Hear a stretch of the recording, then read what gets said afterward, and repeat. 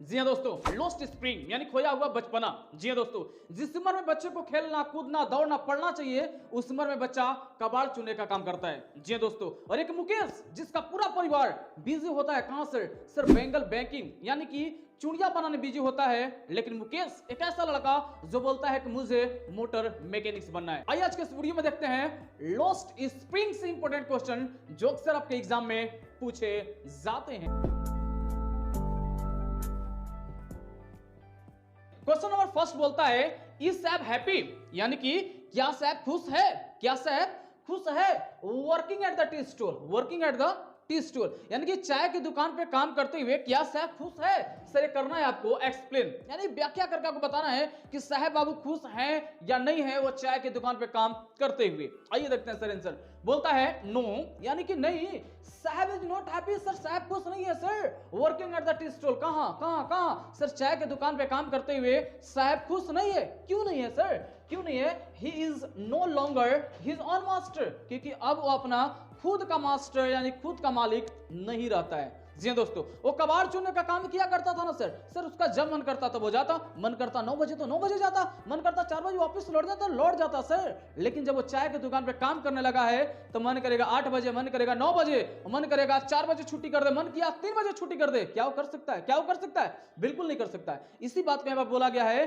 कि अब अपना खुद का मालिक नहीं रहता है। आगे बोलता है his face has lost the carefree look, carefree look, और उसका चेहरा जो है ना सर, उसका जो चेहरा जो है ना सर वो केयरफ्री लुक को खो चुका है। यानी कि जो केयरफ्री रहता था, जो बिंदास रहता था, वो बिंदास नहीं रह पाता है। क्यों? क्योंकि अब वो किसी के अंडर में काम करता है। राइट? जी हाँ सर। आगे बोलता है the steel canister seems heavier, वो स्टील का कनिस्टर जिसमें वो चाय लेकर के जाया करता था वो हैवियर प्रतीत होता है, भारी प्रतीत होता है। Right? Then the plastic bag, किससे सर? प्लास्टिक का बैग से, प्लास्टिक का बैग से, वो कबाड़ से, जो कबाड़ को चुना करता था ना, कई गुना हल्का था लेकिन फिर भी वो उसे भारी लग रहा था। क्यों लग रहा था सर? क्योंकि वो उसका खुद का नहीं था सर। आगे बिकॉज क्योंकि द बैग वॉज हिज, क्यों सर? क्योंकि बैग उसका खुद का था, कितना भी भारी था वो मैनेज कर लेता था। लेकिन आज वो चाय का कनिस्टर उतना भी भारी नहीं है लेकिन फिर भी उसको भारी लगता है। क्यों? क्योंकि सर उसका खुद का नहीं है, वो खुद का मालिक नहीं बचा है, अब किसी के अंडर में काम करता है। क्लियर है सर?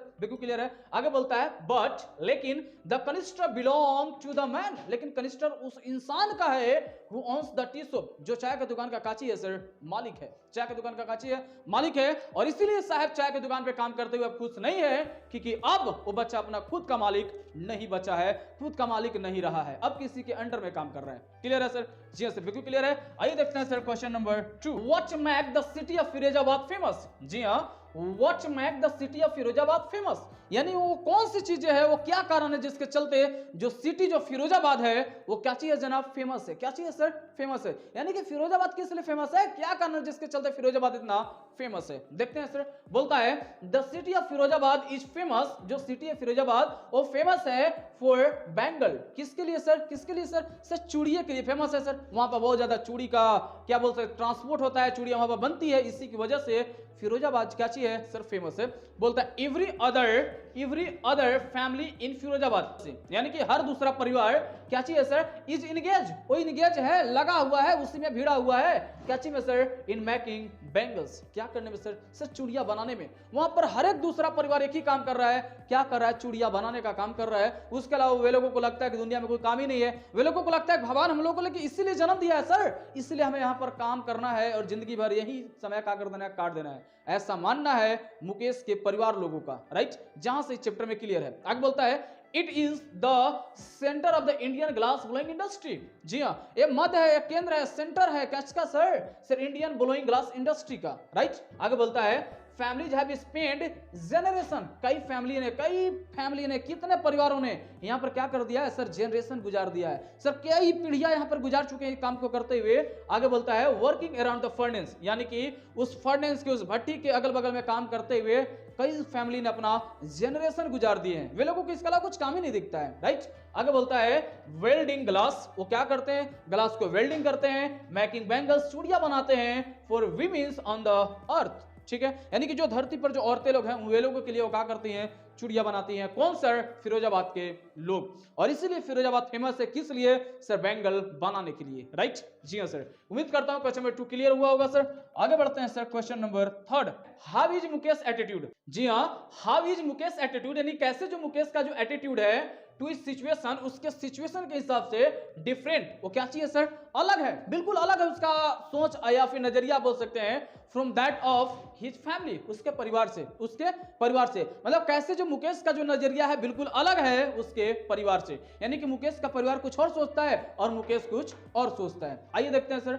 बोलता है Mukesh grandmother think, Mukesh की दादी मां ऐसा सोचा करती है दैट कि the God given lineage can never be broken. जी हाँ, इनका यानी कि उनका दादी जो सोचती है ना कि भगवान के दिया जो लाइनेज है ना, यानी भगवान जो लिख दिया है ना उसे हम लोग काट नहीं सकते हैं, वो हम लोगों को करना होगा तो करना होगा तो करना होगा। यानी कि मुकेश की दादी जी का ऐसा मानना है कि ये भगवान हम लोग का किस्मत में लिख दिया है कि हम लोग को जाकर के धरती पर और क्या करना है सर, चूड़ियां बनाना है। लेकिन ये बात सच नहीं है और ये बात मुकेश मानता नहीं है। आगे देखते हैं सर, बोलता है हर सन एंड ग्रैंडसन, उसका जो बेटा है और जो ग्रैंडसन यानी कि नाती पोता जो है, are born in the caste of bangle maker, वो जन्म लिए हैं कौन सा कास्ट में सर, चूड़ियां बनाने वाला कास्ट में, यानी कि जाकर के क्या करना है, चूड़ियां बनाना है। आगे बोलता है दे हैव सीन नथिंग, उन्होंने कुछ भी नहीं देखा है बट बैंगल्स, लेकिन एक ही चीज देखा है दैट इज कॉल्ड चूड़ी। उन्होंने अपने जिंदगी में कुछ नहीं देखा है, सिर्फ चूड़ियां देखा है और वही काम वे लोग जनरेशन जनरेशन जनरेशन करते आ रहे हैं,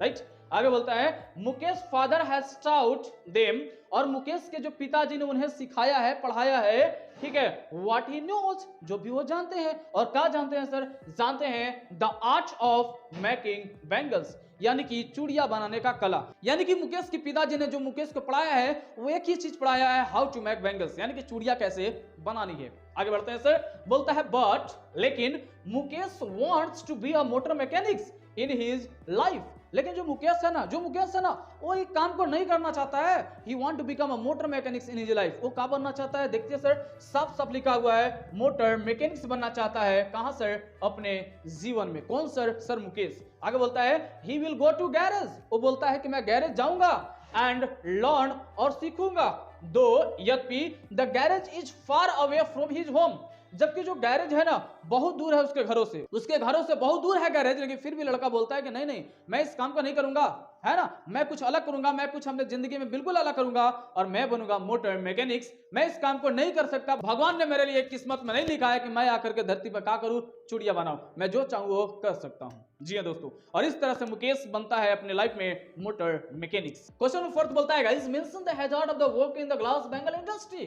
जी हाँ, यानी मेंशन करना है, बताना है, हैजार्ड यानी कि परेशानियां, working in the glass bangle industry, यानी ग्लास बैंगल इंडस्ट्री में काम करने का वो क्या क्या परेशानियां है आपको बताना है। देखते हैं, बोलता है there are flowing hazard of the working the glass bangle industry, यानी कि नीचे दिया कुछ परेशानियां हैं, कुछ हैजार्ड हैं। कहां पर sir, working the glass bangle industry, यानी कि ग्लास बैंगल इंडस्ट्री में काम करने में क्या क्या परेशानी है, क्या क्या समस्या है, नीचे दिया हुआ है। देखते हैं सर, नंबर फर्स्ट बोलता है their eyes are more adjust, उनके जो आंखें हैं ना सर वो ज्यादा एडजस्ट हो चुका है टू द डार्क, क्या चीज से, डार्क से, देन टू लाइट आउटसाइड, जो लाइट बाहर में है ना सर, जो लाइट बाहर में है उससे कई गुना वे लोगों का आंख जो एडजस्ट हो चुका है अंधेरे में, क्योंकि वे लोग दिन रात अंधेरा में काम करता है, राइट। तो उन लोग का आंखें जो है एडजस्ट हो गया है कहां पर, अंधेरा में, ठीक है, ये बहुत बड़ी समस्या है सर। बोलता है they often and up losing eyesight, वो अक्सर अपने आंखों की रोशनी को एंड अप कर देते हैं, खो देते हैं, बिफोर दे बिकम एडल्ट यानी कि नौजवान होने से पहले, यानी कि हम जैसे होने से पहले वे लोग अपनी आंखों की रोशनी को खो देते हैं,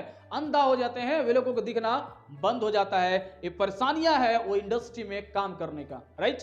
आगे देखते हैं सर, लास्ट नंबर बोलता है the furnace have very high temperature, जो फर्नेस है ना सर, जो भटिया है ना सर, उसके बाद बहुत ज्यादा हाई टेम्परेचर है, बहुत ज्यादा हाई टेम्परेचर है, एंड और देयरफॉर इसीलिए वेरी डेंजरस, और इसीलिए हम कह सकते हैं वो जो फर्नेस है, वो जो भटिया है, बच्चे के लिए बहुत डेंजर है, बहुत घातक है, बहुत खतरनाक है, राइट। तो ये सब कुछ परेशानियां है, क्या का सर, कुछ हैजार्ड है working in the glass bangle industry, यानी ग्लास बैंगल इंडस्ट्री में काम करने का ये सब परेशानियां है sir. Question next is what is sahib looking for in the garbage dump, what is sahib looking for in the garbage dump, यानी कि गार्बेज के डंप में, यानी कि कूड़े कबाड़ों के ढेर में क्या साहब ढूंढता है। आगे बोलता है वेयर इज ही, वह कहां है, and where has he came from, और वो कहां से आया है। छोटा छोटा आपसे 3 क्वेश्चन पूछ लिया सर।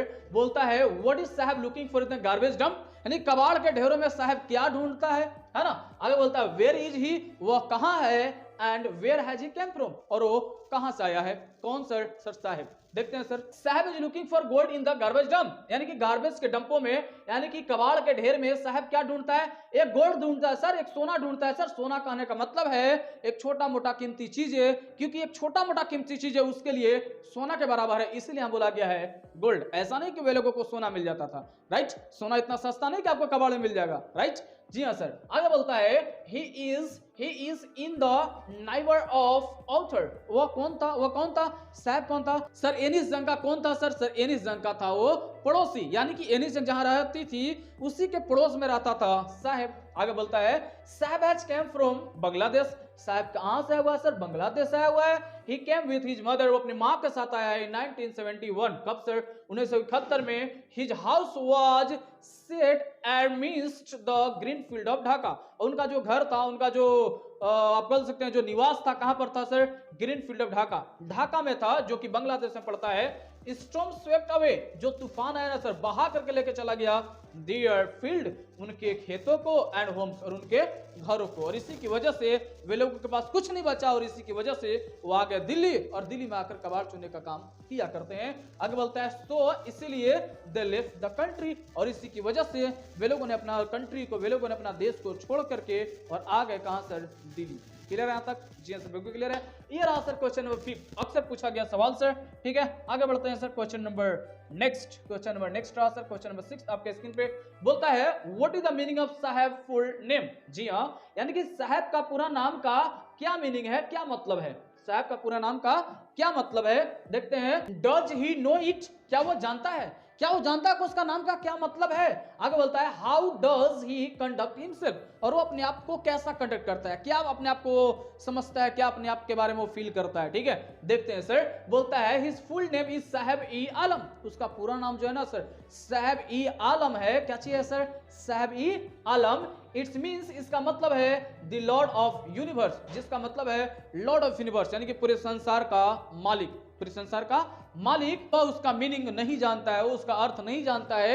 इफ ही नो, यदि वह जाने, इफ ही न्यू इट, यदि उसको जानेगा भी, he would hardly believe it, बहुत मुश्किल से उसे विश्वास होगा, बहुत मुश्किल से उसे बिलीव करेगा, विश्वास करेगा, बहुत हार्डली करेगा, क्योंकि जो पूरे संसार का मालिक है वो क्या कर रहा है? कबाड़ चुन रहा है, इस बात पर उसको विश्वास नहीं हो सकता है। आगे बोलता है ही रोम्स द स्ट्रीट, वो गलियों में घूरता फिरता है, बेयर फुट, यानी खाली पैरे, विद अदर रैप पिकर, दूसरे रैप पिकर के साथ। आगे बोलता है this army of bear foot, ये जो आर्मी है, जो सेना है, क्या चीज का सर? बेयर फुट का मतलब खाली पैरे रहने का, बॉयज का यानी कि लड़कों का। अपियर इन द मॉर्निंग, वो सुबह में आपको अपियर होगा, सुबह में आपको दिखेगा, है ना। जिस तरह से मॉर्निंग बर्ड्स आती है, सुबह सुबह का पक्षियां आती है, दिखती है, और दोपहर तक गायब हो जाती है, ठीक उसी प्रकार के बच्चे हैं, है ना। ये आर्मी लोग हैं, यानी कि इन बच्चों के झुंडों को बोला गया है गाइस आर्मी, यहाँ कोई आर्मी नहीं है ना। Boys appear in the morning, वो अपियर होते हैं, एंड डिसअपियर्ड, और गायब हो जाते हैं, कब तक सर? नून में, यानी कि दोपहर तक वे लोग अपने अपने घर चले जाते हैं, दोपहर तक हो जाते हैं गायब, राइट। ये था sir question number 6। It's very important question, सारा क्वेश्चन बहुत इंपॉर्टेंट है गाइस, इसलिए मैं सारे क्वेश्चन को आपके लिए लेकर आया हूं। अक्सर ऐसा सवाल पूछा गया है सर। आगे बढ़ते हैं सर, और ये देखते हैं सर क्वेश्चन नंबर लास्ट। बोलता है what explanation does author offer, यानी कि वो कौन सा एक्सप्लेनेशन ऑथर ने दिया है फॉर द चिल्ड्रेन, किसके लिए? बच्चे के लिए। नॉट वेयरिंग फुटवियर, यानी चप्पल नहीं पहनने का उन्होंने क्या एक एक्सप्लेनेशन दिया, क्या एक व्याख्या दिया, कौन सर? एनिस जंग, यानी कि ऑथर। बोलता है one explanation offer by the author, एक एक्सप्लेनेशन जो दिया गया ऑथर के द्वारा, लेखक के द्वारा, इज दैट, वो ये है, इट इज अ ट्रेडिशन, ये परंपरा है सर, ये परंपरा बना दी उन्होंने, क्या चीज करने का? खाली पैरे रहने का। ऐसा नहीं कि उन लोग खा करके जीवित रह रहा है, तो ऐसा नहीं कि 50 रुपए, 100 रुपए, 150 रुपए का चप्पल नहीं ले सकता है, ले सकता है, लेकिन उन्होंने क्या कर लिया? परंपरा बना लिया खाली पैरे रहने का, है ना। टू स्टे बेयरफुट, वही बात है, खाली पैरे रहने का। It is not lack of money, ये पैसों की कमी नहीं है सर, ये पैसों की कमी नहीं है। He wonder if this is only an excuse, वो पूरा आश्चर्यचकित हो जाती है, वो जब बात को जानती है तो आश्चर्यचकित हो जाती है कि सिर्फ एक एक्सक्यूज है, एक बहाना है, to explain away a perpetual state of poverty, क्या चीज करने का, एक बहुत ही परपेचुअल स्टेट पॉवर्टी को शो करने का, मतलब बहुत ही हम लोग गरीब हैं, इस चीज को शो करने का एक बहाना है वे लोगों के पास। He also remembered the story, उसे कहानी भी याद आती है। अ पुअर बॉयज, यहाँ पर डी साइलेंट होगा गाइस, यानी कि डी नहीं रहेगा। ए पुअर बॉयज यानी कि एक बेचारे एक लड़के का उसे कहानी याद आती है। हु प्रेड टू गॉडेस, जो क्या किया करता था, जा करके देवी से देवता से क्या किया करता था, प्रार्थना किया करता था, भगवान से जाकर प्रार्थना किया करता था। For a pair of shoes, क्या चीज के लिए, क्या चीज के लिए, एक जोड़ा जूता के लिए, एक जोड़ा जूता के लिए। जब वे लोगों को देखती है ना, ये लोग जब रैप पिकरों को देखती है कि खाली पैर रहते हैं ना, तो एनी जंग इस बच्चे का कहानी एक याद आता है जो बहुत सालों पहले वो देखी थी, किसी ने उन्हें सुनाया था इस कहानी को, राइट। जी हाँ दोस्तों, तो ये था हमारा लॉस्ट स्प्रिंग से इंपॉर्टेंट क्वेश्चन जो अक्सर आपके एग्जाम में पूछे जाते हैं। ये क्वेश्चन आपको कैसा लगा आप कमेंट बॉक्स में बताना ना भूलेंगे। तब तक के लिए बाय बाय, मिलते हैं नेक्स्ट वीडियो में, तब तक के लिए जय हिंद।